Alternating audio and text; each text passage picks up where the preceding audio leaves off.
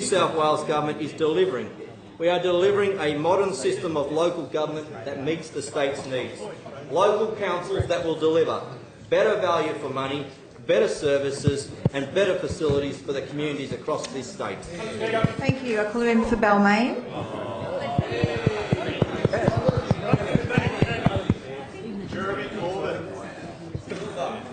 Thank you, Madam Speaker. My question, Madam Speaker, is to the Minister for Transport. We'll just wait for the House to come to order so that you can be heard in silence, member for Balmain. Good, I might change it. Member for Balmain. Thank you, Madam Speaker. Madam Speaker, my question is to the Minister for Transport.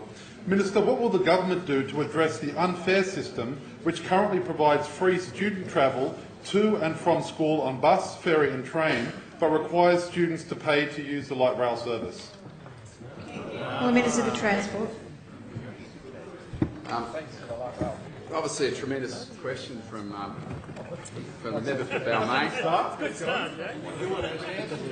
Mate, you're one of the greats. I mean, here you were in the face of adversity during the election campaign, staring down those opposite who are completely and utterly clueless when it comes to light rail, completely and utterly clueless when it comes to public transport. And the fact that you asked a question about the Inner West light rail just reminded me in relation to that project that when we came to government, it was over budget by about $63 million. Labor, of course, had to lay some track and then pull it back up again. They excluded it from the MyZone fare ticketing. And guess, of course, who was the Minister for Transport at the time? Gladys. John Robertson. Where is he?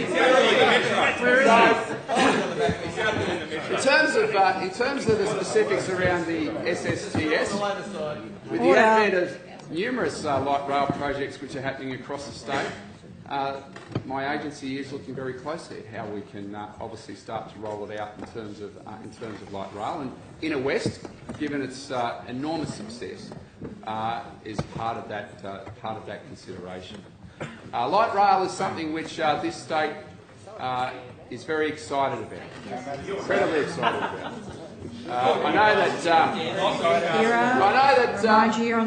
know certainly in terms of the Greens, I want to thank them for their ongoing support in relation to CBD light rail. And it's a great program. They've read those very serious reports in relation to it. And I know that with that project that it was somewhat disappointing that those opposite felt the need to support the project before the election through their infrastructure plan, which did lack a little bit of detail, including any support for Parramatta light rail. Yeah. But then all of a sudden we see them, a month after the election, decide that they're no longer going to support CBD light rail. Well, I don't know what's going on. I do not know what's going on. And then when it comes to Newcastle light rail, of course, those opposite, we know today have revealed in their House they're very strong opposition to Newcastle light rail. Shame. I am again having to ask what has gone on, because I have another quote, Madam Speaker, in relation to Newcastle light rail, and this time the quote is, "We see merit in the light rail solution for Newcastle." Now, guess who said that? No. Christina Keneally. And the best thing about KK's statement in that regard is at the time she went on and said, well, I'm now authorising the member for Newcastle and the Minister for Transport, the member for Newcastle, who of course at the time was none other than the member for Strathfield, but I am now authorising my Minister for Transport to get on with it. Now guess who that was? John Robertson. Where is he? Robbo. Where's Robbo? Robbo's record on light rail is a little bit hit and miss. Obviously with the Inner West light rail project, he put some track down and then had to pull it back up. And then when it came to Newcastle, he was instructed to go out and make it happen. Now, I don't know what's gone on in the Labor Party in terms of light rail.